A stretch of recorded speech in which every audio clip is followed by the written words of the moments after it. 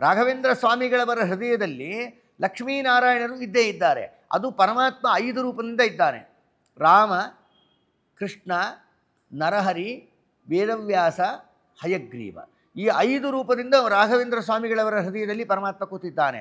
ಅಷ್ಟೇ 5 ರೂಪದಿಂದ ಭಗವಂತನ ಜೋಡಿಯ ರೂಪದಲ್ಲಿ ಲಕ್ಷ್ಮೀದೇವಿ ಇದ್ದಾಳೆ. ಇವರಿಬ್ಬರು ಇದ್ದಾಗ ಜಗದ್ಗುರು ಮಧ್ವಾಚಾರ್ಯರು ಅವರ ಸೇವೆ ಮಾಡಲಿಕ್ಕೆ ಅವರ ಜೊತೆಗಿದ್ದಾರೆ. ಮಧ್ವಾಚಾರ್ಯರು ಮಹಾಲಕ್ಷ್ಮೀ ದೇವಿಯರು ಪರಮಾತ್ಮ ಅವರೇ ಸುಪ್ರೀಂ. ಅವರಿದ್ದಲ್ಲಿ ಅವರ ಶಿಷ್ಯರು ಭಕ್ತರು ಎಲ್ಲ ಅವರೆಲ್ಲ ಬಂದೇ ಅವರ ಪಾದ ಸೇವೆ ಮಾಡ್ತಾರೆ ಅಲ್ವಾ.